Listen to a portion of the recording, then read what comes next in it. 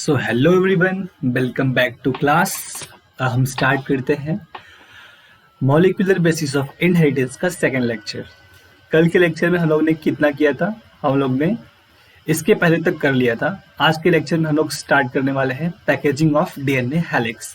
ठीक है, इसके पहले हम लोग ने डीएनए देखा था, उसका स्ट्रक्चर देखा था, डीएनए में कौन कौन से बॉन्ड होते हैं, डीएनए कैसे बनता है, डीएनए के अंदर क्या क्या पाया जाता है, सारी चीजें हम लोग ने बहुत अच्छे से देख ली थी। इसलिए थोड़ा सा लंबा जो लेक्चर हो गया था, लंबा हो गया था। हमने कवर किया था टॉपिक एनसीईआरटी के अकॉर्डिंग बहुत कम, बट हम लोग ने उसके स्ट्रक्चर को थोड़ा डिटेल में देखने लगे थे, बिकॉज कि उसका स्ट्रक्चर एनसीईआरटी बोला था कि क्लास 11th के बायोमोलिक्यूल्स में है, तो एनसीईआरटी भी इसमें अच्छे से दिया नहीं था। तो हम लोग को क्या है कि भाई माइंड में कॉन्सेप्ट तो जाना चाहिए ना, इसलिए थोड़ा सा लेक्चर वो लंबा हो गया था, बट जो भी देखेगा उसको बहुत अच्छे से समझ में आएगा। ओके, अब हम लोग स्टार्ट करते हैं पैकेजिंग ऑफ डीएनए हेलिक्स से। तो डीएनए का हम लोग पैकेज करने वाले हैं। डीएनए क्या होता है? बहुत बड़ा होता है, तो उसको हम लोग पैक करेंगे। तो वो हम लोग देखेंगे, पैक करेंगे। एक प्रोकैरियोट्स में पैकेजिंग होगी और एक यूकैरियोट्स में पैकेजिंग होगी। ठीक है, तो यहाँ पे हम लोग देखते हैं, taking the distance between two consecutive base pairs. तो हम लोगों ने देखा था कि दो कंसेक्यूटिव बेस पेयर्स के बीच की जो दूरी थी एनसीईआरटी में दिया था 0.34 नैनोमीटर थी। ओके, तो यही है, दो कंसेक्यूटिव बेस पेयर की दूरी कितनी है? 0.34 नैनोमीटर, या तो उसको हम लोग बोल सकते हैं 0.34 इंटू 10⁻⁹ मीटर। ओके, उसको चेंज कर देते हैं। तो length of DNA double helical in a typical mammalian cell is calculated. तो हम लोग जो लेंथ होता है डीएनए का उसको कैलकुलेट करते हैं। कैसे कैलकुलेट करते हैं? तो हमको मालूम है कि जो हमारे जो ह्यूमंस का डिप्लॉयड बेस पेयर होता है वो 6.6 इंटू 10⁹ बेस पेयर होता है। तो ये हमारा बेस पेयर है। तो उस बेस पेयर में हम लोग मल्टीप्लाई कर देंगे किसका? दो कंसेक्यूटिव बेस पेयर के बीच की दूरी का। तो वो कितना है? वो है 0.34 इंटू 10⁻⁹ मीटर। जब दोनों को हम लोग मल्टीप्लाई करेंगे तो हमारे पास क्या आ जाएगा? लेंथ ऑफ डीएनए आ जाएगा, जो कि कितना है? 2.2 मीटर है। ओके, तो ऐसे हम लोग लेंथ ऑफ डीएनए निकाल सकते हैं। तो वही बताया है कि हम लोग कैसे निकालेंगे। और यहाँ पे क्वेश्चन पूछा है एनसीईआरटी आपसे कि लेंथ ऑफ ई कोलाई दे दिया है एनसीईआरटी में 1.36 मिलीमीटर। ठीक है, तो ये लेंथ दे दिया है, इसको आप चाहो तो चेंज कर सकते हो मीटर में, 1.36 इंटू 10⁻³ मीटर। तो लेंथ दे दिया है और आपसे पूछा है कि कितना बेस पेयर है। तो कैसे निकलेगा? बेस पेयर पूछ लिया है, इसमें जस्ट उल्टा पूछ लिया। उसमें लेंथ पूछा था, हम लोग ने लेंथ निकाला था, और इसमें आपसे बेस पेयर पूछा है। तो उसमें क्या किया था आप लोग ने? Base pair multiply into distance between two base pair. तो हमने दोनों का मल्टीप्लाई किया तो लेंथ निकला था। इसमें बेस पेयर पूछा है, तो क्या करेंगे हम लोग? लेंथ से डिवाइड कर देंगे। किसको डिवाइड करेंगे? Distance between two base pair. ठीक है, तो हमको मालूम है कितना है, तो 1.36 डिवाइड बाई 0.34 इंटू 10⁻⁹ मीटर, और उसको भी मीटर में चेंज करेंगे तो 1.36 इंटू 10⁻³ मीटर। तो डिवाइड कर देंगे, जो आएगा आंसर वो हमारा मिल जाएगा हमको बेस पेयर। ठीक है, एनसीईआरटी क्वेश्चन था इसलिए हमने उसको डिस्कस कर लिया। अब हम लोग देखते हैं पैकेजिंग की बात करते हैं। तो पैकेजिंग में क्या होता है? पैकेजिंग में पहले प्रोकैरियोट्स में बात करते हैं, जैसे कि ई कोलाई में they do not have nucleus. तो इसके पास क्या होता है? ई कोलाई के पास एक डिफाइंड न्यूक्लियस नहीं होता है। इसमें डीएनए जो होता है ना, स्कैटर्ड होता है पूरे सेल में। ठीक है, और इसमें यह भी बताया है कि जो डीएनए है एक निगेटिवली चार्ज है। डीएनए क्या है? एक निगेटिवली चार्ज पार्टिकल है, जिसको कुछ प्रोटीन ने पकड़ के रखा है, हेल्ड करके रखा है, और उसको हम लोग टर्म देते हैं न्यूक्लियोइड। ठीक है, ये प्रोकैरियोट्स में हो रहा है। क्या है कि डीएनए एक निगेटिवली चार्ज पार्टिकल है, जो कि कुछ प्रोटीन्स को हेल्ड करके रखा है, और प्रोटीन जो है वो पॉजिटिव है, उनको हेल्ड करके रखा है। और उस रीजन को क्या बोला जा रहा है? उस रीजन को बोला जा रहा है न्यूक्लियोइड। ठीक है, the DNA in nucleoid is organised in large loop held by proteins. Okay, तो ये हमारे प्रोकैरियोट्स में कैसे डीएनए पैकेज होता है उसकी बात हो गई। अब हम लोग यूकैरियोट्स की बात करते हैं। तो ये देखो, यूकैरियोट्स की बात हो रही है। तो यूकैरियोट्स में क्या बोल रहा है कि इसमें भी यही बोल रहा है कि जो हमारा डीएनए है वो निगेटिवली चार्ज्ड है। अब हमारे पास जो हमारे बॉडी में एक सेल में जो डीएनए है वो 2.2 मीटर इतनी लंबी डीएनए है एक सेल में। ठीक है, तो अब हम लोग क्या करेंगे? एक सेल में इतने डीएनए हैं तो हमको उसको रैप भी तो करना है, तो रैप करने के लिए कहाँ कैसे रैप करेंगे? तो भाई डीएनए निगेटिव है तो उसको पॉजिटिव के अराउंड रैप करेंगे। तो हमारे पास कुछ positively charged basic protein histone proteins हैं, ठीक है, positively charge basic histone protein है जिनका नाम दिया गया है, दो लिया गया है, एक लाइजीन और एक आर्जिनिन। देखो यहाँ पे एक लाइजीन और एक आर्जिनिन को लिया गया है, ठीक है, दोनों को लिया गया है। अब इन्हीं दोनों की मदद से हम लोग ऑक्टामर बना लेते हैं। किसका? अमाइनो एसिड का ऑक्टामर बना लेते हैं। ऑक्टामर एक स्पेरिकल शेप का है। देखो ये हमारा जो है कोर ऑफ हिस्टोन मॉलिक्यूल है और H1 लिंकर है। तो जैसे कि इसमें ऐसे है हमारे पास, जैसे कि H1, H2, H3, H4 ऐसे होता है, ठीक है। H1 लिंकर का काम करता है, H2, H3, H4 जो होता है हमारा, वो उसके दो मॉलिक्यूल्स होते हैं। तो वो उन दोनों मॉलिक्यूल्स को H1 क्या करता है? लिंक करता है, ये लिंकर का काम करता है। और हम ये आठों प्रोटीन मिलके एक मतलब ये जो हमारा आर्जिनिन और लाइसिन होते हैं ये मिलके ऑक्टामर बनाते हैं एक स्पेरिकल शेप का। उसी के अराउंड हमारा जो निगेटिवली चार्ज डीएनए होता है वो रैप करता है, ठीक है। उसी के चारों तरफ हमारा जो डीएनए होता है वो रैप करता है। ओके, तो हम लोग ने ये देखा। तो अब यहाँ पे कैसे होता है, तो जो डीएनए होता है ना, डीएनए जब हिस्टोन प्रोटीन से मिलता है, जब डीएनए जो है वो हिस्टोन प्रोटीन के चारों तरफ रैप करता है तो वो न्यूक्लियोसोम बनाता है। क्या बनाता है? न्यूक्लियोसोम।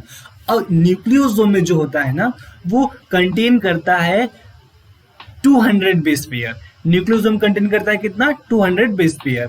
और क्या बताया है? और ये बताया है कि nucleosome plus nucleosome plus nucleosome, जैसे कि न्यूक्लियोसोम न्यूक्लियस के अंदर रिपीटिंग स्ट्रक्चर बनाता है, एक रिपीटिंग कंटिन्यू अपने आप को रिपीट करता है। न्यूक्लियोसोम न्यूक्लियस के अंदर अपने आप को रिपीट करता है और जब वो रिपीट करता है ना तो उस पूरे रिपीटिंग स्ट्रक्चर को हम लोग क्रोमैटिन बोलते हैं, ठीक है। मैंने इसे लिखा है यहाँ पे कि nucleosome plus nucleosome plus nucleosome इन न्यूक्लियस कॉल्ड क्रोमैटिन, ठीक है। तो न्यूक्लियोसोम न्यूक्लियस के अंदर एक रिपीटिंग स्ट्रक्चर बनाता है, उसको हम लोग बोलते हैं क्रोमैटिन, और क्या कह रहा है यहाँ पर? और ये कह रहा है कि अगर हम लोग क्रोमैटिन के अंदर इलेक्ट्रॉन माइक्रोस्कोप से झांक के देखते हैं ना तो जो न्यूक्लियोसोम दिखता है वो कैसा दिखता है मालूम है? बीट्स ऑन स्ट्रिंग की तरह दिखता है। जैसे बीट्स ऑन स्ट्रिंग का मतलब आप समझिए कि हमारे पास जैसे कपड़ा सुखाने की रस्सी नहीं होती है, कपड़े सुखाने की रस्सी बांधी हुई है और उस रस्सी पे ऐसा बॉल लाइक स्ट्रक्चर कुछ प्लेस पर रखा गया है।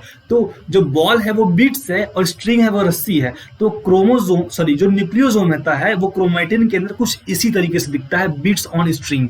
और न्यूक्लियस के अंदर क्रोमैटिन कैसे दिखता है मालूम है आपको? न्यूक्लियस के अंदर क्रोमैटिन जो दिखता है वो एक कलर्ड स्टेन की तरह दिखता है, एक थ्रेड होता है जो कि कलर्ड दिखता है न्यूक्लियस के अंदर। तो हम इस पैराग्राफ को पढ़ लेते हैं, जो मैंने आपकी कहानी थी पहले आपको बता दी।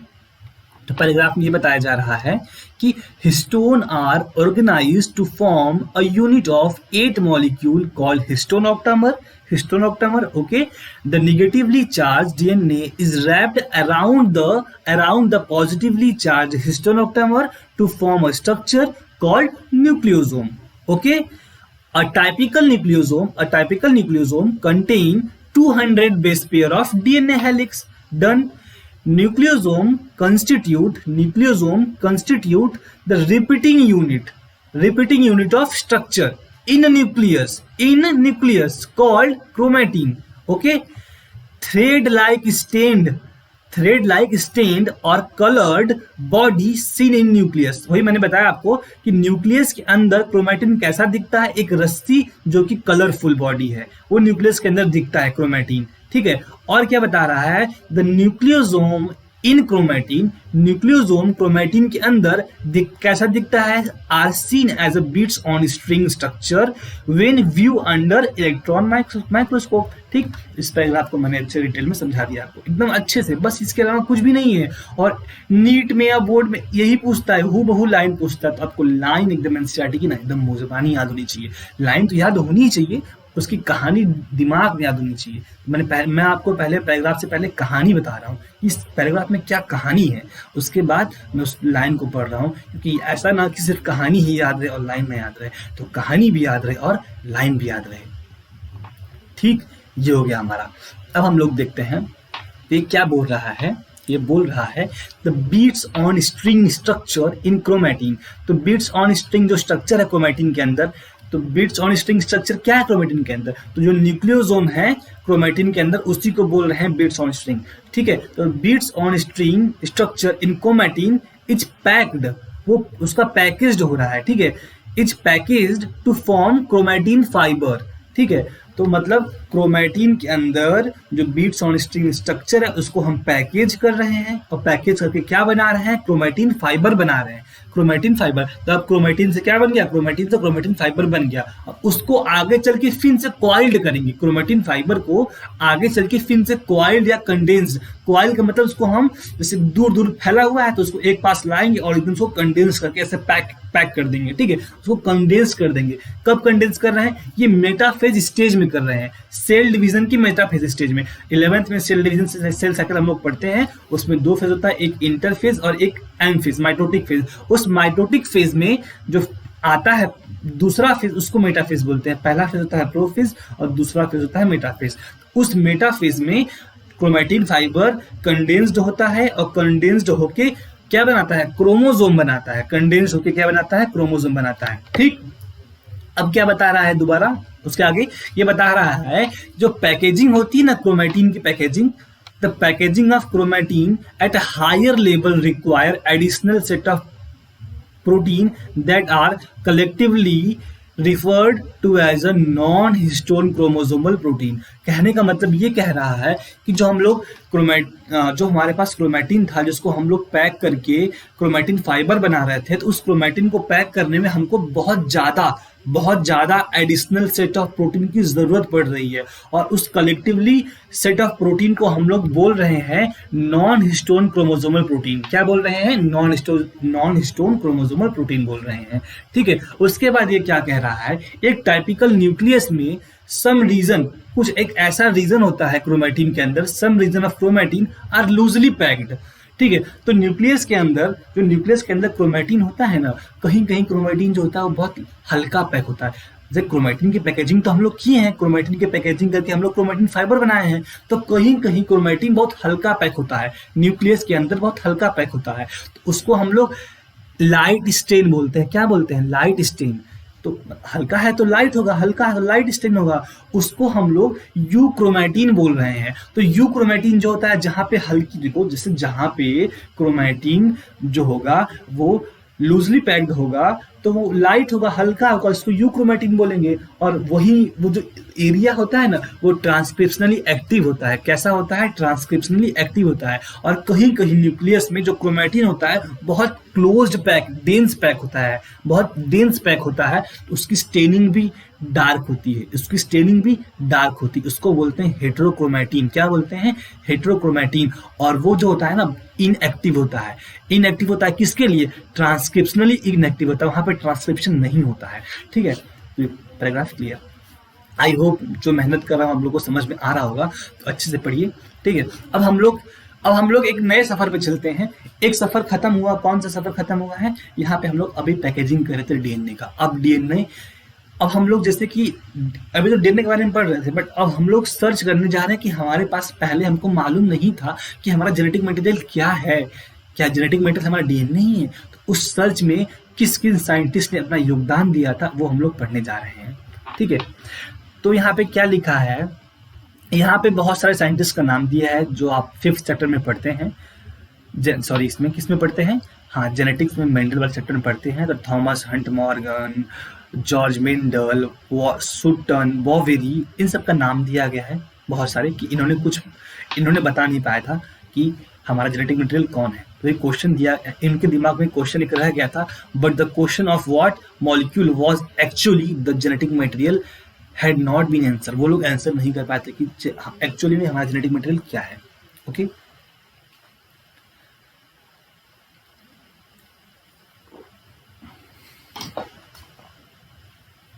ठीक है, तो अब बाद में 1928 में फेडरिक ग्रिफिथ ने, एक साइंटिस्ट थे, इन्होंने अपना एक एक्सपेरिमेंट लेकर आया सबके सामने ये दिखाने के लिए कि जेनेटिक मटेरियल क्या होता है। तो जो इनका एक्सपेरिमेंट था उसका नाम था ट्रांसफॉर्मिंग प्रिंसिपल। तो इनका एक्सपेरिमेंट क्या कहता है, इनका एक्सपेरिमेंट ये कहता है ये एक्सपेरिमेंट कर रहे थे स्ट्रेप्टोकोकस निमोनिया, जो कि एक बैक्टीरिया है, जो रेस्पॉन्सिबल होता है निमोनिया कॉज करता है, निमोनिया बीमारी को कॉज करता है। वो उसी बैक्टीरिया के ऊपर क्या कर रहे थे, अपना रिसर्च कर रहे थे। उन्होंने क्या किया, तो वो अपने एक्सपेरिमेंट के दौरान during the course of his experiment a living organism bacteria had change in physical form. तो लिविंग जो बैक्टीरिया है उसकी फिजिकल फॉर्म को उन्होंने चेंज किया अपने एक्सपेरिमेंट के दौरान। तो कैसे चेंज किया, यहाँ पे दिया हुआ है। तो उन्होंने क्या किया कि जब नीमोकॉकस बैक्टीरिया ग्रो कर रहे थे वो कल्चर प्लेट में, तो उन्होंने देखा कुछ बैक्टीरिया प्रोड्यूस कर रहे हैं स्मूथ साइनी कॉलोनी। ठीक है, कुछ बैक्टीरिया प्रोड्यूस कर रहे हैं स्मूथ साइनी कॉलोनी और कुछ बैक्टीरिया प्रोड्यूस कर रहे हैं रफ कॉलोनी। ठीक है, तो ऐसा क्यों हो रहा है, ऐसा क्यों हो रहा है कि कुछ रफ और कुछ स्मूथ है। तो जो स्मूथ साइनी कॉलोनी प्रोड्यूस कर रहे हैं उनको हम लोग यस स्ट्रेन बैक्टीरिया नाम दिए, और जो रफ कॉलोनी प्रोड्यूस कर रहे हैं उनको हमने आर स्ट्रेन बैक्टीरिया नाम दिया। तो जो यस स्ट्रेन बैक्टीरिया था उसके पास म्यूकस पॉलीसेक्राइड की कोटिंग थी, इसलिए वो स्मूथ था। उसके ऊपर म्यूकस पॉलीसेक्राइड की कोटिंग थी, इसलिए वो स्मूथ था। लेकिन जो आर स्ट्रेन बैक्टीरिया था उसके पास ऐसी कोई भी कोटिंग नहीं थी, इसलिए वो रफ था। ठीक है, और जब हमने माइस को इन्फेक्ट किया, किससे, जब हमने देखो यहाँ पे अच्छे से बना है, जब हमने माइस को इंसेक्ट किया यस स्ट्रेन वाले बैक्टीरिया से, तो माइस मर गया। मतलब हमारे पास चूहा था और हमने उसके अंदर कौन सा बैक्टीरिया डाला, जो एस स्ट्रेन था, जो स्मूथ साइनी वाला था, जिसके ऊपर कोटिंग थी म्यूकस की, तो माइस मर गया। लेकिन जब हमने आर स्ट्रेन वाले बैक्टीरिया को माइस के अंदर इंसेक्ट किया तो माइस जिंदा रहा। इसका मतलब कि जो एस स्ट्रेन वाला बैक्टीरिया है उसके पास कुछ ऐसा इन्फेक्शन वाला चीज है जो उसको निमोनिया कॉज करा रहा है माइस को, और माइस मर जा रहा है। इन्होंने वो फील किया। ठीक है, अब उन्होंने क्या किया, ये किया कि जो हमारा यस स्ट्रेन वाली बैक्टीरिया थी ना, उसको उन्होंने हीट करके मार दिया। इतना हीट किया कि वो मर गया, अब वो मरने के बाद जब हम उसको माइस में लगाएं उस बैक्टीरिया को, तो माइस जिंदा रहा। उस बैक्टीरिया को हम लोग हीट करके माइस के अंदर लगा दिए तो माइस जिंदा रहा। इसका मतलब कि उस बैक्टीरिया के अंदर जो भी वो प्रॉपर्टी थी जिसकी वजह से माइस मर जा रहा था, उस बैक्टीरिया के मारने से उसकी वो प्रॉपर्टी भी खत्म हो गई थी। लेकिन अब क्या हुआ, अब इन्होंने एक दिमाग लगाया। इनका दिमाग तो शांत था नहीं, तो इन्होंने दिमाग लगाया। क्या दिमाग लगाया कि इन्होंने यस स्ट्रेन वाली जो बैक्टीरिया थी ना, यस स्ट्रेन वाली, उसको मार तो दिया, लेकिन उसको मार के उसके साथ में आर स्ट्रेन वाली जिंदा बैक्टीरिया को रख दिया। ये मरा हुआ एस स्ट्रेन, ये जिंदा आर स्ट्रेन, दोनों को साथ में रख दिया और उसको फिर दोनों को साथ में माइस में इंजेक्ट कराया। तो क्या हुआ, यहाँ ये अचंभित देखा गया कि माइस यहाँ मर गया, जबकि आर स्ट्रेन वाले जिंदा बैक्टीरिया को हम लोग पहले भी माइस में डाले तो माइस जिंदा था, लेकिन यहाँ पे कुछ एक्स्ट्रा हम लोग किए कि मरे हुए एस स्ट्रेन को आर के साथ मिला के डाले तो माइस मर गया। तो इन्होंने यहाँ पे क्या देखा, इन्होंने ये ऑब्जर्व किया कि इन्होंने ऑब्जर्व किया कि कुछ तो ऐसा एस स्ट्रेन बैक्टीरिया में है, कुछ तो ऐसी चीजें हैं जो मरी हुई एस स्ट्रेन बैक्टीरिया से जिंदा आर स्ट्रेन बैक्टीरिया में ट्रांसफर हो जा रही हैं, और वह जिंदा आर स्ट्रेन बैक्टीरिया माइस को मार दे रही है। और जब मरे हुए माइस से उन्होंने वो चीज निकाली ना, तो उनको मिला कि ये जो उनको मरे हुए माइस में जो चीज मिला ना, वो चीज एस स्ट्रेन बैक्टीरिया की थी। तो कहीं ना कहीं उनको लगा कि ये कुछ ऐसा ट्रांसफर हो रहा है मरे हुए एस स्ट्रेन बैक्टीरिया से आर स्ट्रेन बैक्टीरिया में, और वो आर स्ट्रेन बैक्टीरिया माइस को मार दे रही है, उसको निमोनिया कॉज करवा दे रही है।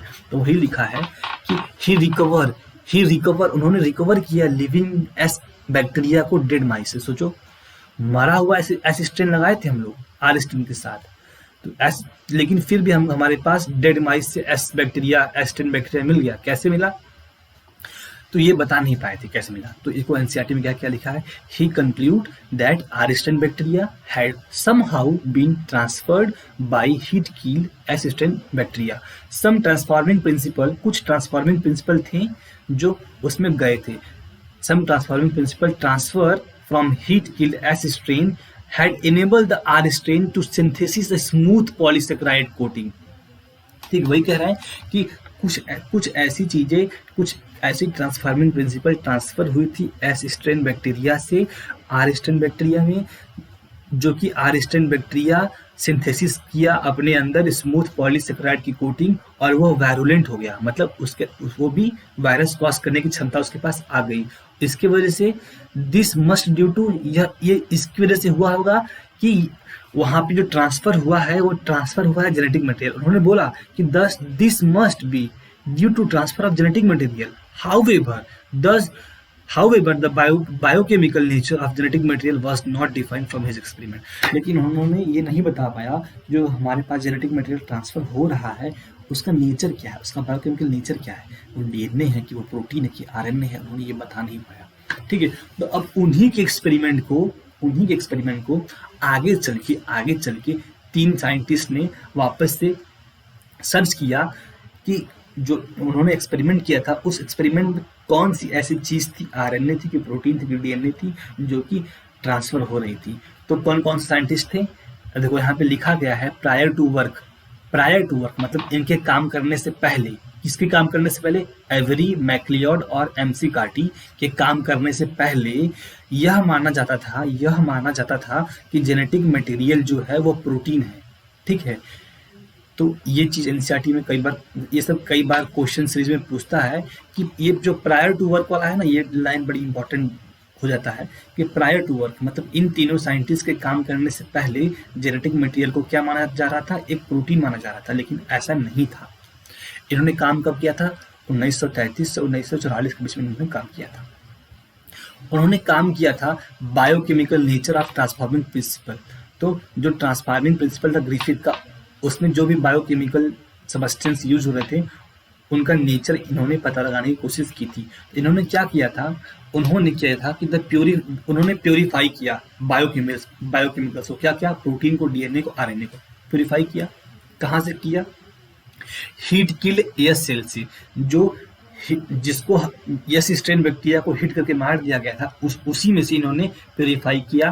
क्या प्योरीफाई किया? प्रोटीन को किया, डीएनए को किया और आरएनए को किया। उसके बाद इन्होंने बारी बारी देखा, उन्होंने बारी बारी क्या काम किया? उन्होंने प्रोटीन को खत्म करने वाले प्रोटीज को डाल दिया। पहले प्रोटीन को खत्म करने वाले प्रोटीज को डाल दिया, तो इन्होंने देखा फिर भी वहां पे ये ट्रांसफर वाला काम, जो ट्रांसफॉर्मिंग प्रिंसिपल हो रहा है और ट्रांसफर हो रहा है, तो उन्होंने देखा कि प्रोटीन जेनेटिक मटेरियल नहीं है। फिर उन्होंने क्या किया? उन्होंने किया कि आरएनए को खत्म करने के लिए आरएनएज एंजाइम डाल दिया, आरएनए को डाइजेस्ट करने के लिए आरएनएज एंजाइम डाल दिया। तो उन्होंने फिर से देखा कि जो हमारा ट्रांसफॉर्मेशन है वो रुका नहीं है, अभी भी एस स्ट्रेन बैक्टीरिया से ट्रांसफर होकर आर स्ट्रेन बैक्टीरिया में कुछ चीजें जा रही हैं। तो फिर वो समझ गए कि आरएनए भी ट्रांसफॉर्मिंग प्रिंसिपल नहीं है। फिर उन्होंने डीएनए को डाइजेस्ट करने वाले डीएनएज एंजाइम को डाल दिया। जब डीएनए खत्म हो गया तो उन्होंने देखा कि जो हमारा ट्रांसफॉर्म हो रहा था एस स्ट्रेन बैक्टीरिया से आर में, वो ट्रांसफॉर्मिंग रुक गई।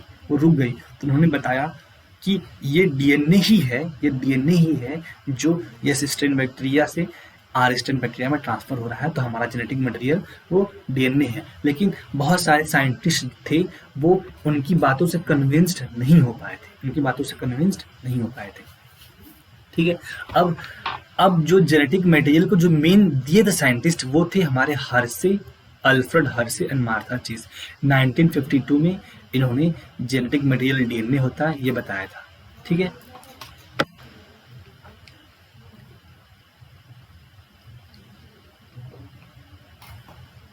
कब बताया था? 1952 में बताया था। किसने? हर्से और चेज ने। उन्होंने किस पे काम किया था? उन्होंने काम किया था वायरस पे। जो वायरस इन्फेक्ट करता है बैक्टीरिया पे, उसको बोलते हैं बैक्टीरियोफाज। तो उन्होंने उसी पे काम किया था। They worked with virus that infect the bacteria called bacteriophage. Okay, तो उन्होंने वायरस पे काम किया था। तो Hershey and Chase work to discover whether it was protein. इन्होंने काम किया था ये चेक करने के लिए कि क्या यह प्रोटीन है या डीएनए है, जो कि वायरस क्या है? Hersey and Chase worked to discover whether it was protein or DNA from the viruses that entered the bacteria। तो इन्होंने किस पे काम किया था? इन्होंने वायरस पे काम किया था। वायरस का काम क्या था, तो उन्होंने ये देखा था कि जो वायरस बैक्टीरिया को कॉज कर रही है, तो जो कॉज कर रही है बैक्टीरिया को, वो वायरस के अंदर क्या है जो कॉज कर रहा है, प्रोटीन कॉज कर रहा है कि डीएनए कॉज कर रहा है, एंटर क्या कर रहा है बैक्टीरिया के अंदर, कौन सी चीज एंटर कर रही है, उन्होंने ये देखा था।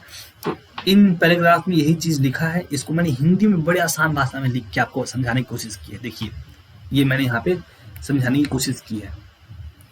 तो इनका एक्सपेरिमेंट क्या था, इनका एक्सपेरिमेंट मेनली ये था कि इन्होंने 2 वायरस लिया। देखो यहाँ पे मैंने लिखा है, इन्होंने 2 वायरस लिया गया, दोनों को अलग अलग 2 वायरस लिया गया, दोनों को अलग अलग रेडियो एक्टिवली ट्रीट किया गया। अगर हम लोग वायरस को रेडियो एक्टिवली ट्रीट करेंगे ना तो वो चमकने लगता है, जो रेडियो एक्टिव ट्रीट किया था जिस चीज को, वो चमकने लगता है, ठीक है।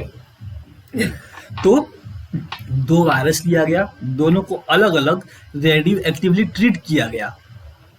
एक को रेडियो एक्टिव सल्फर से ट्रीट किया गया, एक वायरस को रेडियो एक्टिव सल्फर से ट्रीट किया गया, जो कि प्रोटीन में पाया जाता है। सल्फर प्रोटीन में पाया जाता है, इसका मतलब हम लोग प्रोटीनियस हिस्से को रेडियो एक्टिवली ट्रीट किए उस वायरस में, ठीक है। तो एक को रेडियो एक्टिव सल्फर से, जो कि प्रोटीन में पाया जाता है, और एक वायरस को रेडियो एक्टिवली फॉस्फोरस से, जो कि डीएनए में पाया जाता है, ठीक है। तो हमने 2 वायरस लिया, दोनों को अलग अलग रेडियो एक्टिवली ट्रीट किया गया। एक वायरस को रेडियो एक्टिवली सल्फर से ट्रीट किया गया, जो कि प्रोटीन में पाया जाता है, और एक वायरस को रेडियो एक्टिवली फॉस्फोरस से ट्रीट किया गया, जो कि डीएनए में पाया जाता है। मतलब हमने इनडायरेक्टली कहने का मतलब कि हम लोगों ने डीएनए को रेडियो एक्टिवली ट्रीट कर दिया एक वायरस में, और एक वायरस में हमने प्रोटीन को रेडियो एक्टिवली ट्रीट कर दिया, ठीक। अब हम लोग देखते हैं, ट्रीट कर दिया गया, जब इन दोनों वायरस को बैक्टीरिया में इन्फेक्ट कराया गया। देखो ये दो अलग अलग वायरस हैं, और दोनों अलग अलग वायरस को बैक्टीरिया में इन्फेक्ट कराया जा रहा है, ठीक है। जब दोनों वायरस को अलग अलग बैक्टीरिया में इन्फेक्ट कराया गया, तो रेडियो एक्टिव फॉस्फोरस मीन्स जो डीएनए वाला था हिस्सा, जिस वायरस के डीएनए को हम लोग ने रेडियो एक्टिवली ट्रीट किया था, वह हमको दिख रहा था किसके अंदर, वो हमको दिख रहा था बैक्टीरिया के अंदर, दिख रहा था चमकते हुए, ठीक है। लेकिन जिस वायरस को हम लोग रेडियो एक्टिवली फॉस्फोरस से जिस वायरस को हम लोग रेडियो एक्टिव सल्फर से ट्रीट किए थे, जो प्रोटीन में पाया जाता है, वो हमको बैक्टीरिया के अंदर नहीं दिखा, ठीक है। तो इस एक्सपेरिमेंट से ये साफ हुआ कि जिस वायरस को हम लोग ने रेडियो एक्टिव फॉस्फोरस से ट्रीट किया था, वह वायरस हमको बैक्टीरिया के अंदर चमकते हुए दिखा। लेकिन जिस वायरस को हम लोग ने रेडियो एक्टिवली सल्फर से ट्रीट किया था, उस वायरस को हम लोग बैक्टीरिया के अंदर चमकते हुए नहीं दिख पाए थे। तो इससे इन्होंने यह तय किया कि जो डीएनए होता है वही एंटर करता है किसी के अंदर, और वही कॉज करता है। तो जेनेटिक मटेरियल हमारा वही है जो क्या करता है, जो ट्रांसफर होता है, जो एक से दूसरे में जाता है, ठीक है। तो जैसे कि अब मैं डायग्राम के चलते आपको बताता हूँ, ये हमारा बैक्टीरिया है, तो ये है ना, ये बैक्टीरिया है, तो दो बैक्टीरिया है। एक बैक्टीरिया को हम लोग रेडियो एक्टिव सल्फर से ट्रीट कर रहे हैं। तो जो बैक्टीरिया की बॉडी है ना, वो प्रोटीन से बनी होती है, और सल्फर प्रोटीन में पाई जाती है, इसलिए इसकी बॉडी चमक रही है एकदम चमचमाचम। और इसमें देखो जो फॉस्फोरस होता है ना, वो डीएनए फॉस्फोरस से बना होता है। तो जो यहाँ पे हम लोग रेडियो एक्टिव फॉस्फोरस को ट्रीट किए हैं, तो जो इसका डीएनए है, तो ये चमक रहा है, चमचमाचम चमक रहा है। इसमें क्या चमक रहा है, इसकी बॉडी चमक रही है क्योंकि प्रोटीन से बनी है, और इसमें डीएनए चमक रहा है क्योंकि ये किससे बना है, फॉस्फोरस से बना है। अब इसको हम लोग इन्फेक्ट कर रहे हैं, इन्फेक्ट करवाएं तो देख रहे हैं, देखो जेनेटिक मटेरियल तो इसका भी घुस रहा है अंदर, लेकिन इसका जेनेटिक मटेरियल काला है। क्यों? क्योंकि इसको हम लोग रेडियो एक्टिव से ट्रीट नहीं करवाए, तो इसका जेनेटिक मटेरियल घुस गया, इसका भी जेनेटिक मटेरियल अंदर घुस रहा है, लेकिन इसका जेनेटिक मटेरियल हम लोग रेडियो एक्टिवली ट्रीट कराए हैं, इसलिए ये चमक रहा है लाल लाल, इन्फेक्शन कॉज हो गया। अब हम लोग ब्लेंडिंग कराएंगे, मतलब कि ब्लेंडिंग घुमाएंगे, तो जो हमारे पास ये वायरस इन्फेक्ट करा रहे थे, वो बैक्टीरिया से दूर हट जाएंगे। अब हमको सेंट्रीफ्यूगेशन में दिखेगा, तो अब देखो जिस बैक्टीरिया को हम लोग रेडियो एक्टिवली सल्फर से ट्रीट करवाए थे, उस बैक्टीरिया में हमको कुछ भी नहीं दिख रहा है, कोई भी रेडियो एक्टिव सल्फर अंदर नहीं दिख रहा है, क्योंकि वो तो बॉडी ट्रीट हुआ था वायरस का, वो जो कि निकल गया, देखो निकल गया, इसके अंदर हमारे पास कोई भी रेडियो एक्टिव सब्सटेंस नहीं दिख रहा है, लेकिन जिसको हम लोग रेडियो एक्टिव फॉस्फोरस से ट्रीट करवाए थे, देखो वो बैक्टीरिया के अंदर दिख रही है।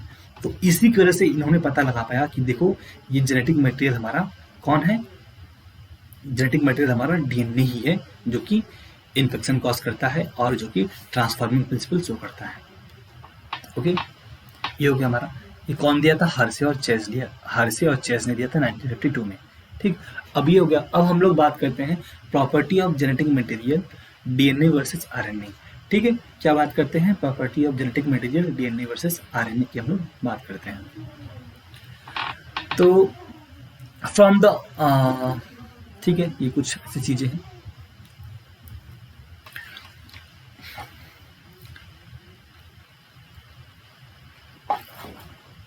हाँ, तो यहाँ पे दिया हुआ है कि जो मेजोरिटी ऑफ ऑर्गेनिजम्स होते हैं उनकी जेनेटिक मटेरियल डीएनए ही होती है, कुछ की आरएनए होती है, तो कुछ में कुछ वायरसेस हैं, जैसे टोबैको मोज़ेक वायरस और क्यूबी बैक्टीरियोफाज। इन लोगों के पास जो होता है जेनेटिक मटेरियल आरएनए होता है। ठीक, और आरएनए जेनेटिक मटेरियल के अलावा बहुत सारे काम करता है, जैसे मैसेंजर आरएनए काम करता है, जैसे ये कैटलिस्ट का काम करता है, एंजाइम का काम करता है, एडेप्टर मॉलिक्यूल का काम करता है। इसके पास बहुत सारे काम हैं। क्यों? क्योंकि ये रिएक्टिव होता है, ज़्यादा रिएक्टिव होता है डीएनए से। ठीक है, तो यहाँ पे एक क्वेश्चन पूछा जा रहा है, can you recall the two chemical differences between DNA RNA?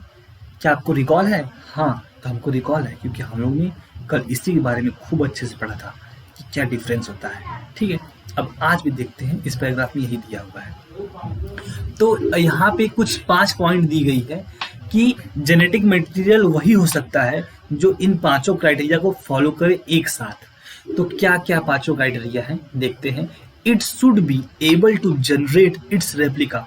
तो जो हमारा जेनेटिक मटेरियल है ना, उसके पास यह कैपेबिलिटी, यह एबिलिटी होनी चाहिए कि वो अपना रेप्लिकेशन कर सके, पहला हो गया। दूसरा, it should be stable chemically and structurally.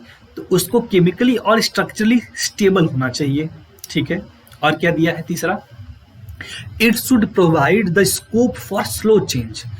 ये जो हमारा जेनेटिक मटेरियल है वो स्कोप प्रोवाइड करे स्लो चेंजेस की, उसके अंदर कुछ छोटी छोटी स्लो चेंजेस हों, जिसकी वजह से म्यूटेशन हो और उस म्यूटेशन की वजह से इवोल्यूशन हो पाए। ठीक है, म्यूटेशन बहुत इंपॉर्टेंट होता है इवोल्यूशन के लिए। जैसे इंसान, जो हम लोग इंसान हैं, हमारे पहले चिंपैंजी थे, तो उनके अंदर कुछ म्यूटेशन हुआ, कुछ बदलाव हुआ डीएनए के अंदर, तभी तो हम लोग इवॉल्व हुए उनसे। इसलिए डीएनए जो होता है उनको कुछ ऐसा स्कोप प्रोवाइड करे कि उसके अंदर कुछ स्लो चेंजेस हो जो कि म्यूटेशन कॉज करे और जिसकी वजह से इवोल्यूशन हो, कुछ नया इवॉल्व हो। ये हो गया। जो चौथा है, it should able to express itself in the form of Mendelian character. वो अपने आप को मेंडेलियन कैरेक्टर के रूप में एक्सप्रेस करना है। तो ये चारों चीजें जिसके पास होंगी वही अपने आप को जेनेटिक मटेरियल बोल सकेगा। ओके, तो यहाँ पे क्या लिखा है? बोथ न्यूक्लिक एसिड, दोनों nucleic acid DNA and RNA have the ability to direct the duplication.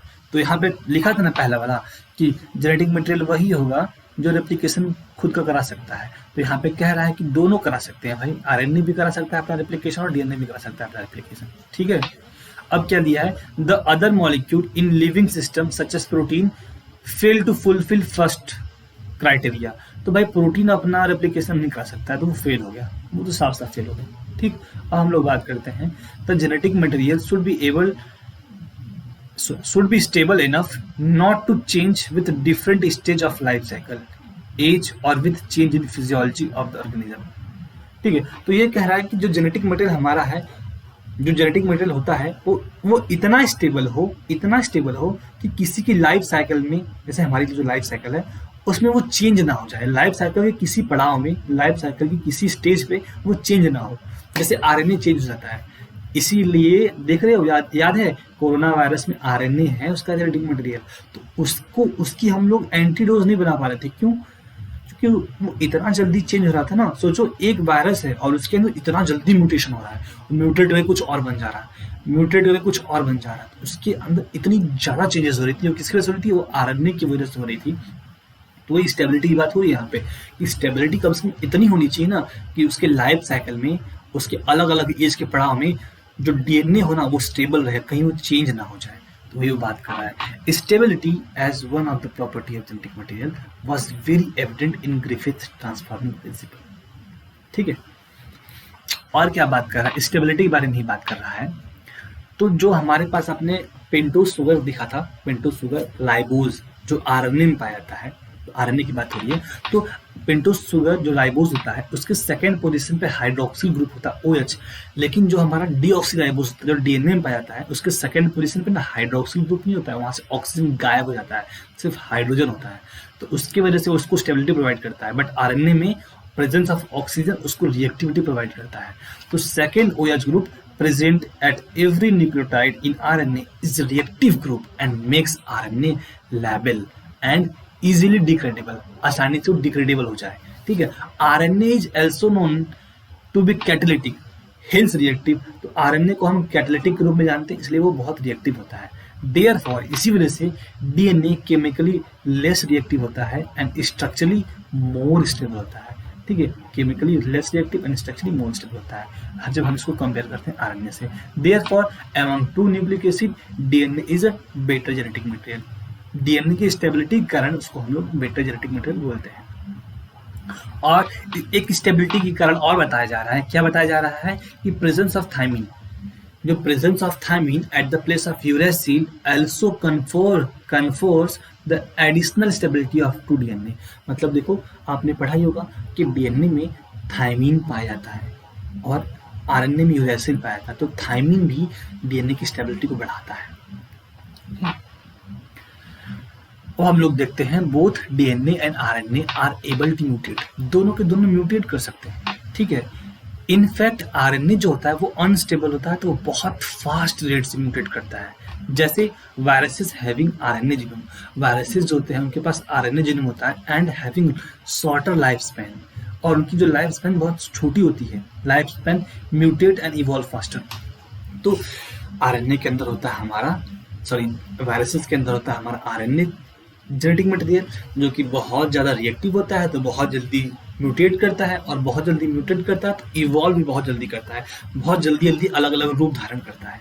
ठीक, अब जो आरएनए होता है ना वो डायरेक्टली सिंथेसिस करता है प्रोटीन। जैसे आप लोग को पढ़े होंगे कि सेंट्रल डोग्मा क्या पढ़े, तो उसमें डीएनए से डीएनए का रेप्लिकेशन होता है, उसके बाद उस डीएनए से बनता है आरएनए, फिर उस आरएनए से बनता है प्रोटीन। तो ये कह रहा है कि आरएनए से हम लोग डायरेक्ट प्रोटीन बना सकते हैं, आरएनए किसी पर डिपेंड नहीं होता प्रोटीन बनाने के लिए। तो जब प्रोटीन बना लिया तो प्रोटीन ही अपने आप को एक्सप्रेस करता है, प्रोटीन अपने आप को एक्सप्रेस करता है, तो आरएनए किसी पर डिपेंड नहीं होता, वो डायरेक्टली प्रोटीन बना के अपने आप को एक्सप्रेस कर सकता है। तो ये बता रहा है RNA can directly code the synthesis of protein, hence can easily express the characters. Okay, DNA however is dependent on RNA, DNA depend होता है आरएनए पे क्या करने के लिए, प्रोटीन की सिंथेसिस करने के लिए। Okay, the protein synthesizing machinery has evolved around RNA. The above discussion indicate both RNA and DNA can function as a genetic material. पूरा डिस्कशन ये बता रहा है कि आरएनए और डीएनए जो दोनों जो होता है वो हमारा जेनेटिक मटेरियल की तरह काम करता है, लेकिन डीएनए जो होता है मोर स्टेबल होता है, इसलिए उसको हम लोग प्रीफर करते हैं जेनेटिक मटेरियल को स्टोर करने के लिए। DNA being more stable is preferred for storage of genetic information, for the transmission of genetic information, genetic information को ट्रांसफर करने के लिए, ट्रांसमिशन करने के लिए हम आरएनए बेटर होता है। ओके, तो ये हमारा खत्म हो गया। अब हम लोग आरएनए वर्ल्ड पढ़ेंगे। क्या पढ़ेंगे? आरएनए वर्ल्ड पढ़ेंगे।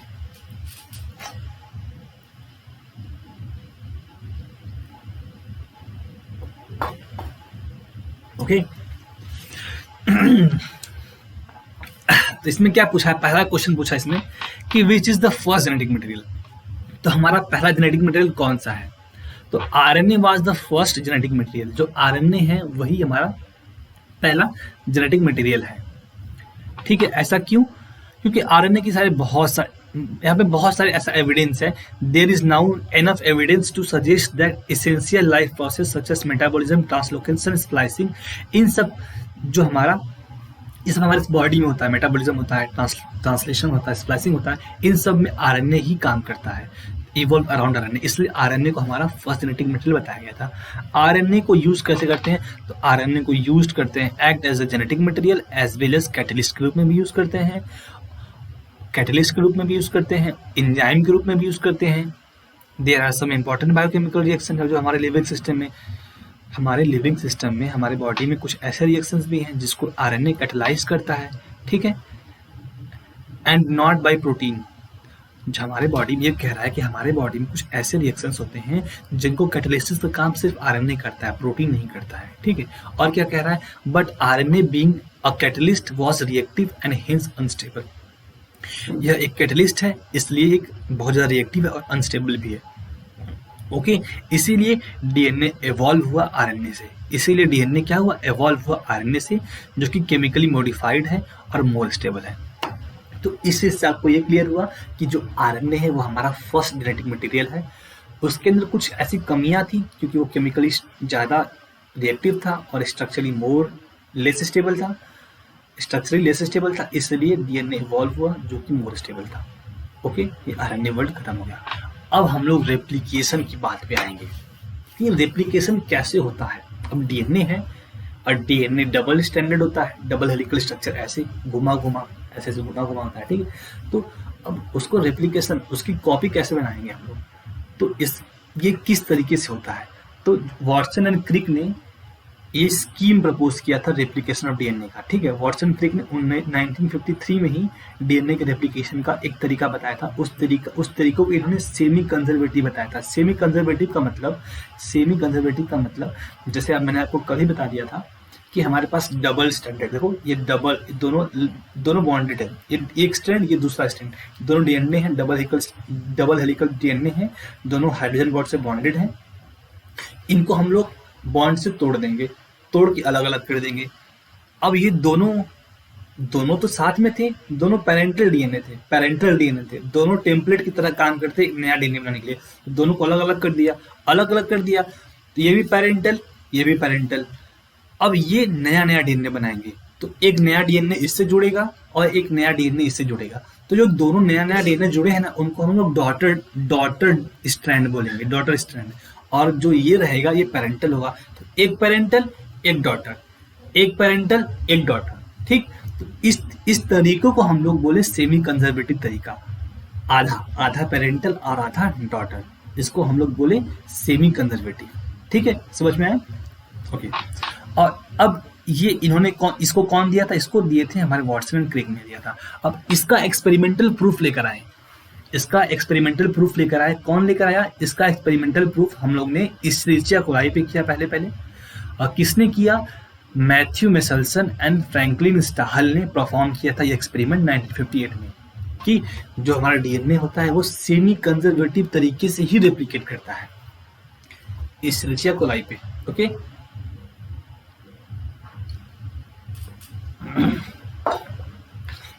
पानी खत्म हो गया, थोड़ा पीना है। तो हम लोग देखते हैं, तो मैंने इसके लिए भी थोड़ा सा एक कहानी के रूप में लिख कर लाया हूँ। क्या है ना कि उससे आपको एक कहानी क्लियर हो जाएगी कि हाँ इस पैराग्राफ में हमको पढ़ना क्या है, कैसे फ्रैंकलिन और स्टाहल ने मेसल्सन और स्टाहल ने ये एक्सपेरिमेंट किया था कैसे। तो कहानी पढ़ते हैं पहले। तो कहानी में क्या है कि इन्होंने क्या किया, पहले ई कोलाई को लिया गया, N15 मीडियम में डाला गया। N15 क्या होता है, N15 का मतलब कि नाइट्रोजन हैवी आइसोटोप। तो N15 जो होता है ना वो नाइट्रोजन का हैवी आइसोटोप होता है, और जो N14 होता है ना वो नाइट्रोजन का लाइट आइसोटोप होता है। तो पहले ई कोलाई को लिया गया और N15 मीडियम में डाला गया, हैवी आइसोटोप ऑफ नाइट्रोजन में डाला गया, ठीक है। तो वो अपना न्यूट्रिशन ई कोलाई उसी मीडियम से ले रहा था, N15 वाले मीडियम से ले रहा था। तो उसको कई जनरेशन तक उसको उसी में डाला गया, उसी में रहने दिया गया, N15 में ही। जो उसका जेनेटिक मटेरियल है ना वो N15 वाला हो गया। अब भाई कोई अपना न्यूट्रिशन N15 से कई सालों तक ले रहा है, तो उसके अंदर तो N15 ही पूरा हो जाएगा। तो उसका जेनेटिक मटेरियल कैसा हो गया, N15 की तरह हो गया। तो वही लिखा है, लिया गया, उसी में लिया, कई जनरेशन तक वो उसी में रहा, तो उनका जेनेटिक मटेरियल N15 वाला हो N15 का हो गया। आफ्टर दैट उसके बाद क्या हुआ, उसके बाद हम लोग उस सॉरी क्या हो रहा है, change colour, oh my God what is happen, just wait guys, कुछ तो गलती हो गया मुझसे।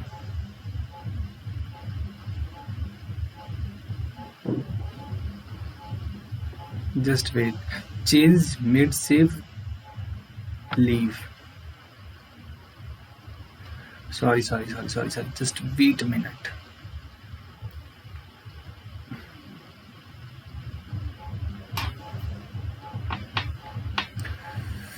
Oh, biology.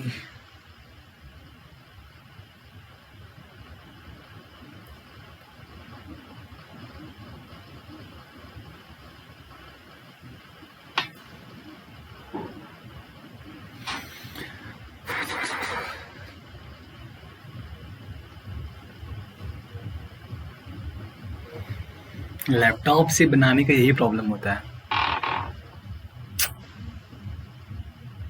इतना प्रॉब्लम हो रहा है,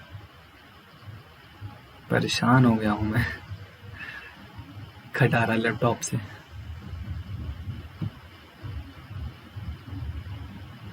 सॉरी क्या बताऊं मैं।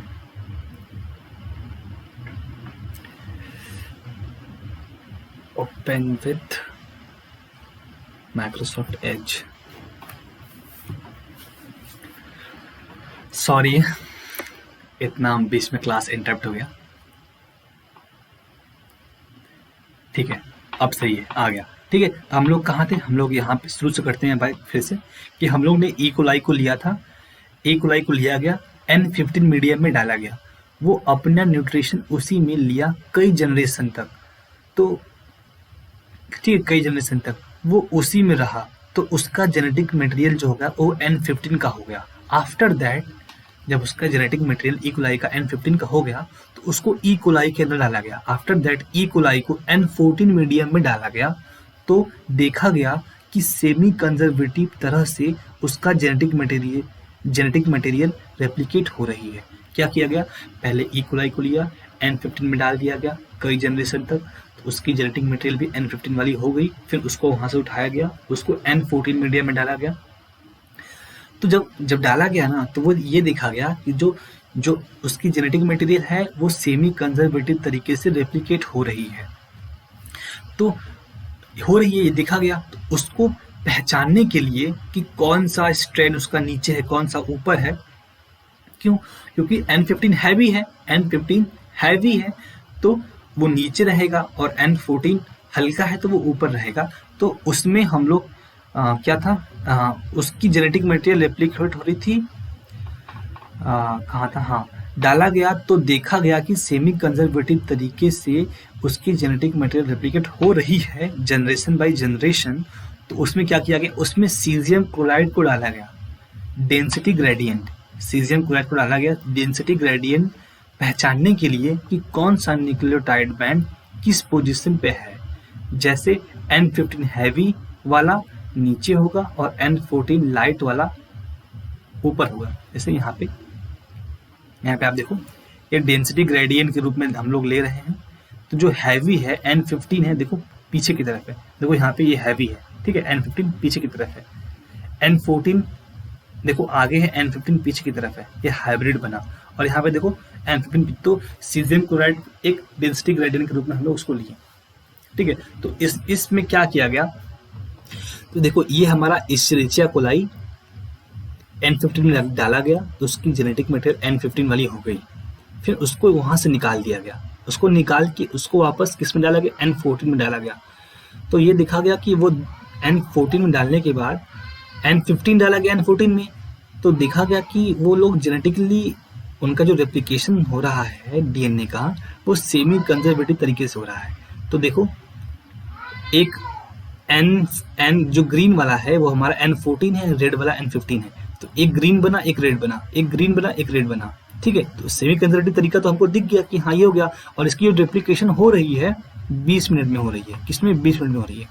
और 40 मिनट बाद फिर देखा गया कि देखो 2 हाइब्रिड बन गया और 2 ग्रीन वाला बन गया, क्योंकि अब हमने तो N15 से निकाल के उसको N14 में डाल दिया, तो अब उसको तो कई जनरेशन तक हम उसी में रहने देंगे। तो N15 वाला तो है ही, N14 में डालेंगे तो उसकी जेनेटिक मटेरियल चेंज होगी ना N14 में, तो देखो चेंज हो रही है।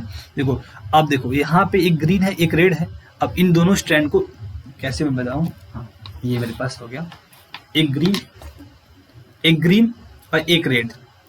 हमारे पास जो ये वाला है इसमें यही है, एक ग्रीन और एक रेड है। अब इसको हम लोग हटाएंगे, इसको हटा दिए, तो अब क्या होगा, ग्रीन वाला अब हमारे पास जो मीडियम है, जिस मीडियम में डाला गया है वो N14 मीडियम, मतलब ग्रीन वाले मीडियम में ही डाला गया है। इन दोनों को हटाया गया तो क्या होगा, ग्रीन वाला ग्रीन के साथ बनाएगा और रेड वाला भी ग्रीन के साथ बनाएगा। तो ये हो गया, ग्रीन वाला ग्रीन के साथ बनाया और रेड वाला भी ग्रीन के साथ बनाया। तो इसके साथ ये 2 हो गया और ये भी वही किया, इसका भी एक ग्रीन वाला ग्रीन के साथ बनाया और रेड वाला रेड के साथ बनाया। तो हमारे पास 2 हाइब्रिड मिला और 2 लाइट मिला। ये कब मिला? ये हमारा सेकेंड जनरेशन है 40 मिनट बाद। एक जनरेशन रेप्लिकेशन 20 मिनट में, 2 जनरेशन रेप्लिकेशन 40 मिनट में। ये हो गया आपका।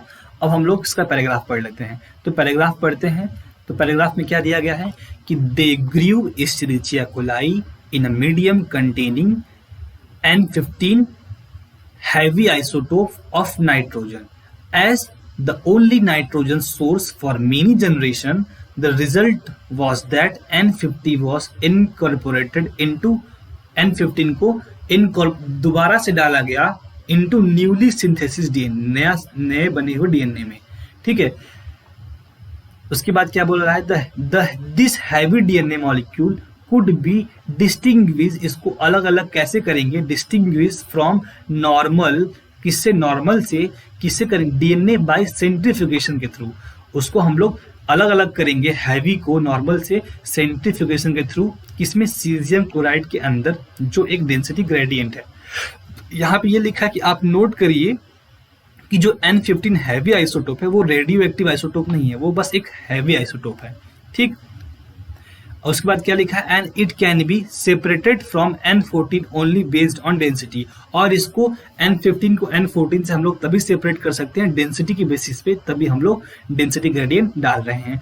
उसके बाद यहाँ क्या लिखा है, then they transfer the cell into medium with normal, N14 के अंदर हमको उसको डाल दिया गया। ठीक, then they transfer the cell into medium with normal N14 and took a sample at a various definite time of interval. The cell multiply किया and extracted the DNA that remain as a double stranded helix. तो वही बताया है कैसे कैसे हुआ है, और यहाँ पे बताया गया है thus the DNA was extracted from the culture one generation after one generation. Thus DNA was extracted from the culture one generation after the transfer from N15 to N14 medium, that is after 20 minute. ठीक है, तो वही बता रहा है कि Escherichia coli divide करता है 20 मिनट में एंड हैड अ हाइब्रिड और इंटरमीडिएट डेंसिटी।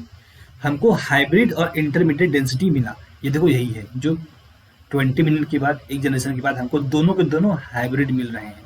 ठीक है, DNA extracted from culture after another generation. फिर हम लोग डीएनए को एक्सट्रैक्ट किए दोबारा से अलग जनरेशन में, सेकेंड जनरेशन में, तो वो 40 मिनट बाद हमारा सेकेंड जनरेशन आया। Was composed equal amount of this hybrid DNA and light DNA. तो यहाँ पे देखो इक्वल अमाउंट में लाइट और हाइब्रिड आ रहा है। दो लाइट है और 2 हाइब्रिड है। कैसे बना मालूम है, green red green red green red green red. और इसको हम लोग किस में रखे हैं, N14 में ही रखे हैं। तो जो ये बनाएगा रेप्लिकेशन, जो डॉटर डीएनए बनाएगा, वो डॉटर डीएनए तो न्यूट्रिशन N14 का ही लेगा ना। तो एक डॉटर डीएनए ग्रीन के साथ ग्रीन बना लिया और एक डॉटर डीएनए रेड के साथ ग्रीन बना लिया, और वापस सेम टू सेम इसके साथ भी हो रहा है, नीचे वाले के साथ भी। तो हमारा 2 हाइब्रिड और 2 लाइट मिल गया।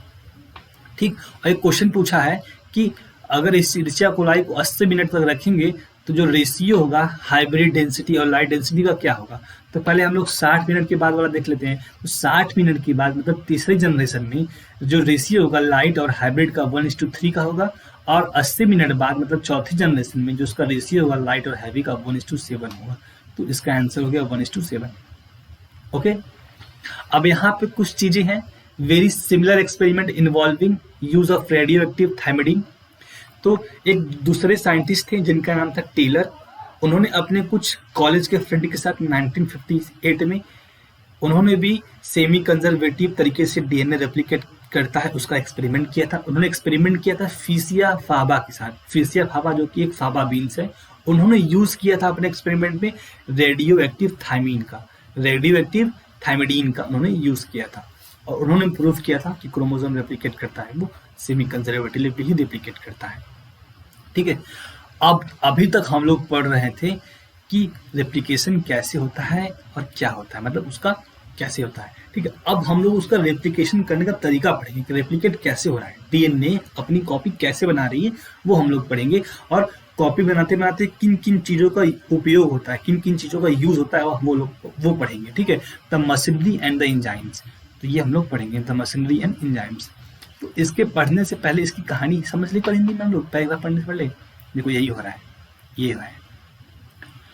तो इसकी कहानी क्या है, जस्ट वेट।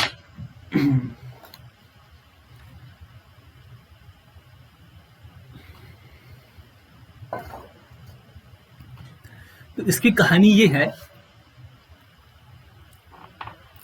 कि जो रेप्लिकेशन होता है, जो रेप्लिकेशन हो रहा है उसमें क्या क्या यूज होगा, कौन कौन सी चीजें हमको जरूरत पड़ेंगी एक डीएनए से दूसरा डीएनए बनाने में, डीएनए की कॉपी बनाने में क्या क्या हम यूज करेंगे। ठीक है, तो जो रिक्वायरमेंट होती है, पहला रिक्वायरमेंट होता है ओरिजिन ऑफ रेप्लिकेशन का।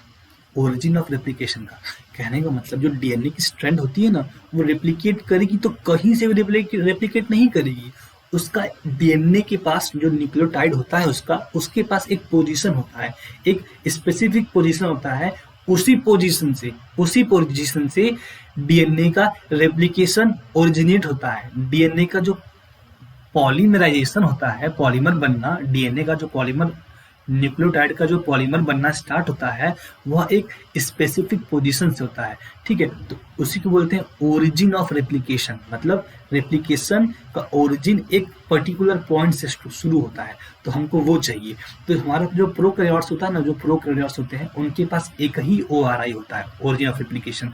यूकैरियोट्स में कई सारे ओरिजिन ऑफ रेप्लिकेशन होते हैं। ठीक है, तो हम लोग का जो पॉलीमराइजेशन होगा न्यूक्लियोटाइड का, वो स्टार्ट हुआ किसी एक स्पेसिफिक पोजीशन पे, तो वही उसी को हम लोग बोलते हैं ओरिजिन। एक ओरिजिन हो रहा है, उससे शुरुआत हो रहा है रेप्लिकेशन का। तो पहला हमको जो जरूरत पड़ेगा वो क्या है, ओआरआई।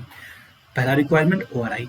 दूसरा रिक्वायरमेंट है हमारा, वो क्या है, वो रॉ मटेरियल। अब भाई हमको एक नया डीएनए का स्ट्रैंड बनाना है तो हमको रॉ मटेरियल चाहिए, हमको न्यूक्लियोटाइड चाहिए जिससे डीएनए बनाएंगे। तो हम लोग उसके लिए क्या लेते हैं, उसके लिए हम लोग लेते हैं डीऑक्सीराइबो न्यूक्लियोसाइड ट्राइफॉस्फेट। देखो मैंने यहाँ पे टिक किया है, डीऑक्सीराइबो न्यूक्लियोसाइड ट्राइफॉस्फेट हम लोग ये रॉ मटेरियल के रूप में यूज करते हैं। ये एक, ठीक है, तो इसका दो काम होता है, जो हमारा डीऑक्सीराइबो न्यूक्लियोसाइड ट्राइफॉस्फेट, इसका दो काम होता है।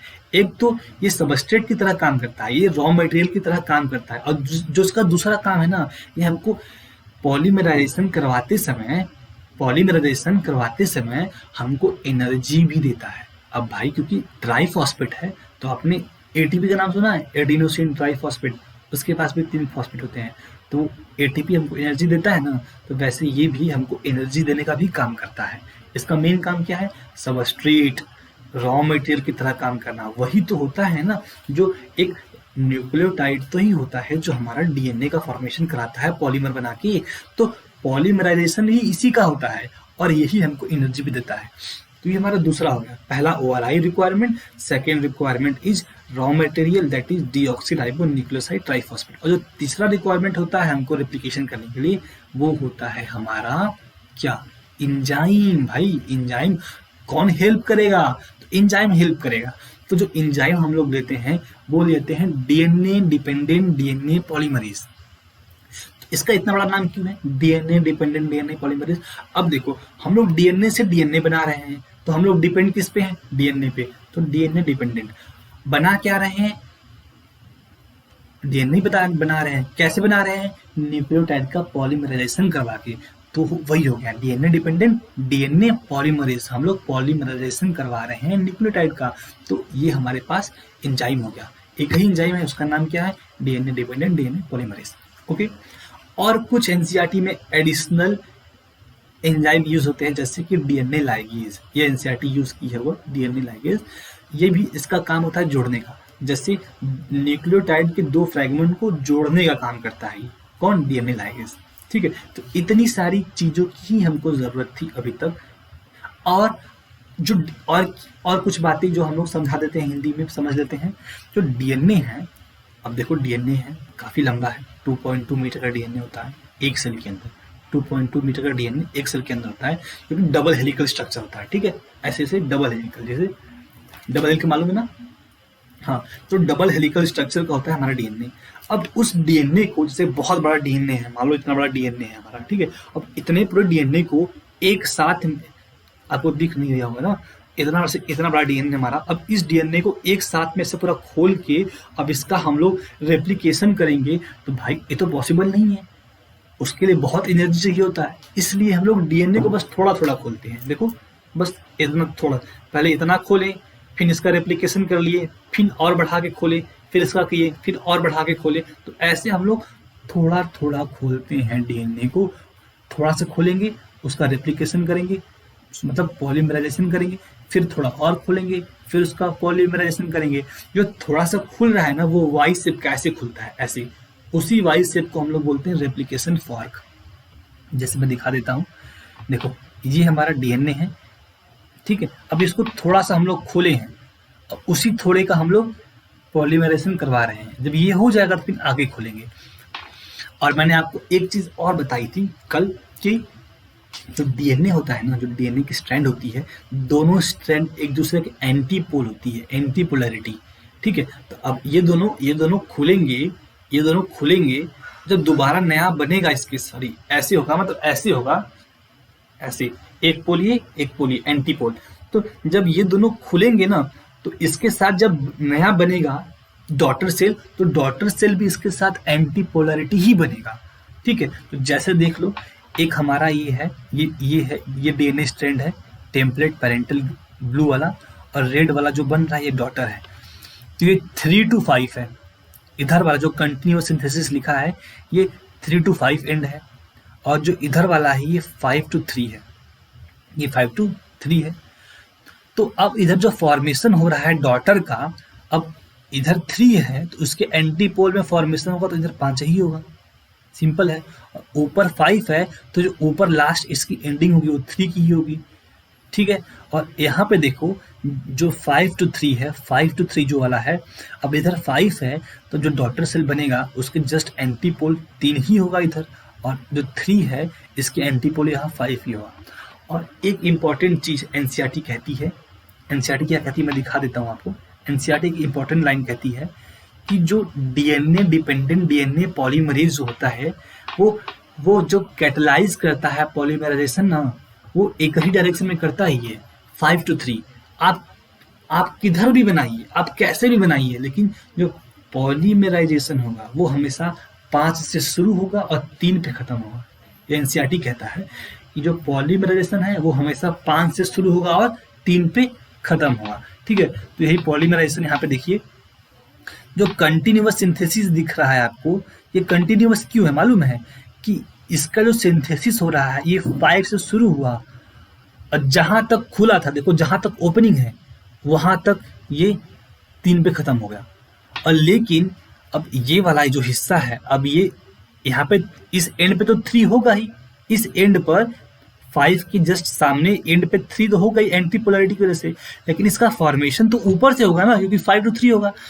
तो ये देख रहे हैं, आपके दिमाग में ये क्वेश्चन आना चाहिए कि भाई ये बीच बीच में गैपिंग क्यों है, क्यों गैपिंग है, इसमें नहीं, इसमें क्यों है?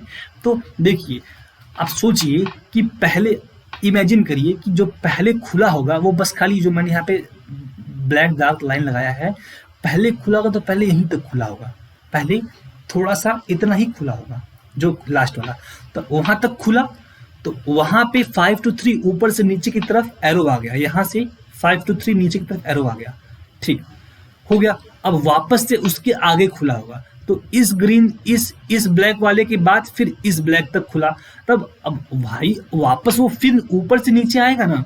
अब देखो जैसे ये हमारा ये नीचे आया हुआ है, कैसे बताऊं मैं, देखो ये नीचे आया हुआ है, पहले ही यहाँ तक खुला था, यहाँ तक खुला था, तो ये पहले से नीचे आया हुआ है, लेकिन जब इसके बाद ऊपर से खुलेगा तो फिर तो वो 5 to 3 ऊपर से ही नीचे आएगा ना, तो 5 to 3 ऊपर से नीचे आएगा। समझ में आया ना कि जैसे मैं इसको, ठीक है, मैं इसके ऊपर एक छोटा सा वीडियो बना दूंगा, शॉर्ट वीडियो, शॉर्ट जो यूट्यूब शॉर्ट होता है, वायर से एक अच्छे से थ्रेड लेकर किसी की हेल्प से बता दूंगा कि पहले थोड़ा सा खुलता है तो ऊपर से नीचे आता है, ठीक है। अब जो वापस थोड़ा सा खुलेगा तो वापस ऊपर से नीचे आएगा ना, तो ज्वाइन नहीं हो पाता है वो। तो इसी को ज्वाइन करने के लिए हम लोग डीएनए लाइगेज का यूज करते हैं लास्ट में, और डीएनए लाइगेज आता है इन फ्रैगमेंट्स को ज्वाइन कर देता है। तो ये बीच बीच में गैप है, इसलिए हम इसको बोलते हैं लैगिंग स्ट्रेन। और जो लैगिंग स्ट्रेन होता है ना, अवे होता है रेप्लिकेशन फॉर्क से, मैंने लिखा था बट ये कट हो गया। तो लैगिंग स्ट्रेन जो होता है वो रेप्लिकेशन फॉर्क से दूर जाता है, अवे जाता है। देखो रेप्लिकेशन फॉर्क की स्टार्टिंग तो यहाँ से है, जहाँ यहाँ से है, और देखो जो लैगिंग स्ट्रेंड है ये दूर जा रहा है, मतलब नीचे की तरफ आ रहा है, दूर जा रहा है। तो lagging strand away from the replication fork. तो हम लोग रेप्लिकेशन कैसे होता है इसकी कहानी अच्छे से हिंदी में समझ ली है। अब एनसीईआरटी चलो पढ़ते हैं, बहुत अच्छे समझ में आएगा क्योंकि आपने कहानी समझ ली है। ओके, थोड़ा सा पानी पिए लिया जाए।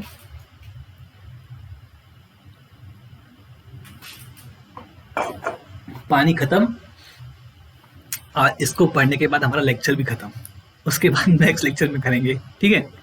तो पढ़ते हैं, क्या बोला है कि in living cell such as E coli the process of replication require a set of enzyme और कैटलिस्ट। तो जो इंजाइम है वो कौन सा है, the main enzyme is referred, जो main enzyme is referred to as a DNA dependent DNA polymerase. मैंने आपको बताया ही जो हमारा मेन इंजाइम कौन है, डीएनए डिपेंडेंट डीएनए पॉलीमरेज, ठीक। Since it use a DNA template, क्योंकि यह डीएनए को एज अ टेम्पलेट के रूप में यूज कर रहा है कैटालिसिस करने के लिए। It use DNA template to catalyse the polymerisation of deoxy nucleotide. DNA को टेम्पलेट के रूप में यूज कर रहा है, किसको कैटलाइज करने के लिए, ठीक है, डीएनए को टेम्पलेट के रूप में यूज कर रहा है टू कैटलाइज करने के लिए क्या, पॉलीमराइजेशन ऑफ न्यूक्लियोटाइड को। तो रीजन बता रहा है कि डीएनए डिपेंडेंट डीएनए पॉलीमरेज नाम क्यों पड़ा, ठीक। This enzyme are highly efficient, ये एंजाइम बहुत ज्यादा इफिशिएंट एंजाइम है, क्योंकि as they have to catalyse the polymerisation of large number of nucleotide in a very short time, ठीक। तो जैसे कि इशरिचिया कोलाई के पास 4.6 × 10⁶ बेस पेयर होता है, और उस बेस पेयर को कंप्लीट कर देता है रेप्लिकेशन, उस पूरे बेस पेयर का रेप्लिकेशन कंप्लीट हो जाता है सिर्फ 18 मिनट में। इशरिचिया कोलाई का 4.6 × 10⁶ बेस पेयर जो है उसको कंप्लीट कर दे रहा है process of replication with in 18 minute. जो ये 18 मिनट है ना, ये पुराने एनसीईआरटी में 38 मिनट लिखा था, अब इसको चेंज करके 18 मिनट कर दिया गया है, ठीक है। दैट मीन्स, इसका मतलब कि average rate of polymerisation approximately 2000 per second, मतलब कि 2000 पर सेकेंड न्यूक्लियोटाइड बन रहा है, ठीक है, बेस पेयर बन रहा है 2000 पर सेकेंड, 2000 बेस पेयर पर सेकेंड का पॉलीमराइजेशन हो रहा है, इतनी फास्ट तरीके से हो रहा है। अब क्या लिखा है उसके बाद, नॉट ओनली डू, क्या है यार,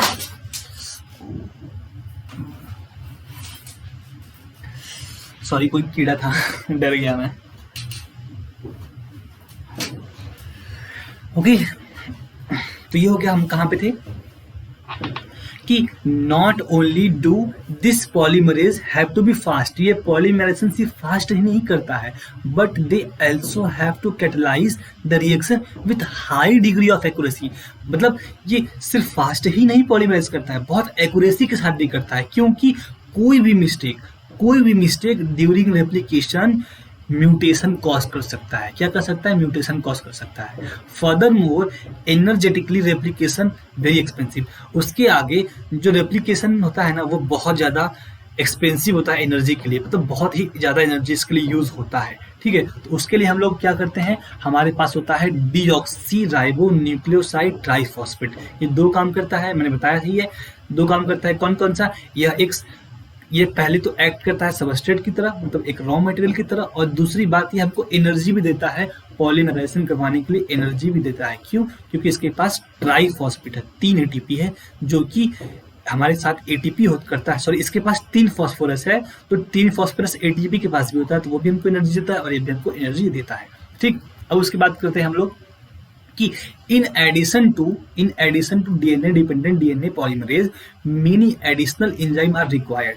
और भी उसके अलावा हमारे पास बहुत सारे एंजाइम रिक्वायर्ड होते हैं to complete the process of replication with high degree of accuracy for long DNA molecule. बहुत बड़े डीएनए मॉलिक्यूल के लिए, since the 2 strand DNA can not be separate its entire length. तो ये मैंने बताया था कि जो लंबा डीएनए होता है वो अपना पूरा एंटायर लेंथ एक बार में ही ओपन नहीं कर देता है, क्योंकि उसके लिए बहुत ज़्यादा एनर्जी होती है, इसलिए वो छोटा सा ओपनिंग ही खोलता है और उसी छोटे ओपनिंग की पहले रेप्लिकेशन होती है, फिर धीरे धीरे ऊपर बढ़ते आता है। The replication occur within small opening of the DNA helix referred to as a replication fork, उसको रेप्लिकेशन फॉर बोलते हैं।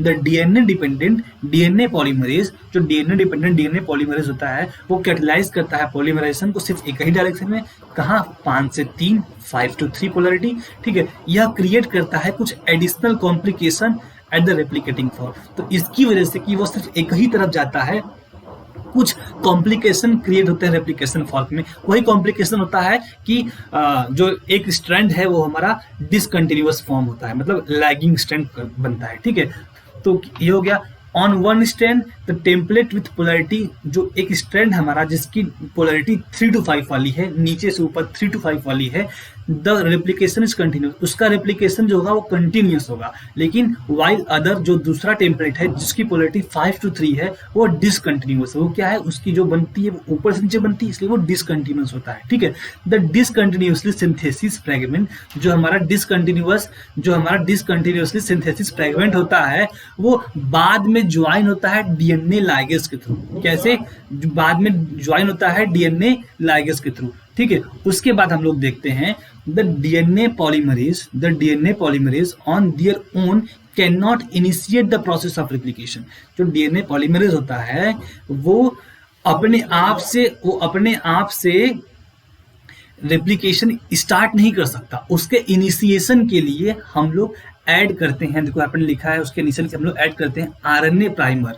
उसके हम लोग इनिशिएशन के लिए, रेप्लिकेशन के शुरू इनिशिएट करने के लिए, उसको शुरू करने के लिए हम लोग आरएनए प्राइमर का एडिशन करवाते हैं। ठीक, और क्या दिया है?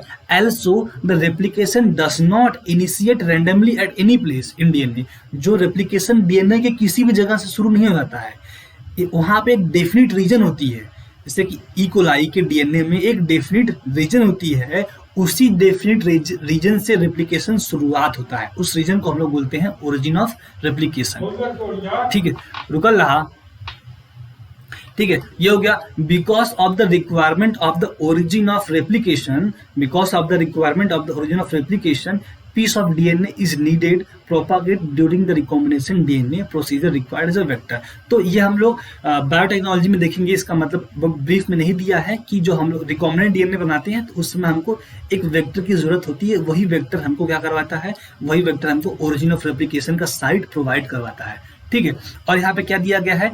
इन यूकैरियोट में रेप्लिकेशन जो होता है डीएनए का वो यस फेज में, सेल साइकिल के यस फेज में होता है। ठीक है, और इसके बारे में आप लोग ने क्लास 11 में बहुत डिटेल में पढ़ा हुआ है। ठीक, और क्या बोला है यहाँ पे? A failure in cell division after DNA replication result in polyploidy. अगर सेल डिवीजन के टाइम पे रेप्लिकेशन कुछ भी फेल्योर होता है तो वो पॉलीप्लॉइडी कॉज करता है, जो कि एक क्रोमोसोमल एनोमली है। ठीक है, आज का लेक्चर यही खत्म करते हैं, रेप्लिकेशन हमने खत्म कर दिया है। नेक्स्ट लेक्चर में हम लोग ट्रांसक्रिप्शन पढ़ेंगे। अगर आप लोगों को मेरा मेहनत अच्छा लगा, बहुत मेहनत किया हूँ मैं इसमें, सिर्फ लैपटॉप्स बनाता हूँ तो भाई बहुत मेहनत लगता है।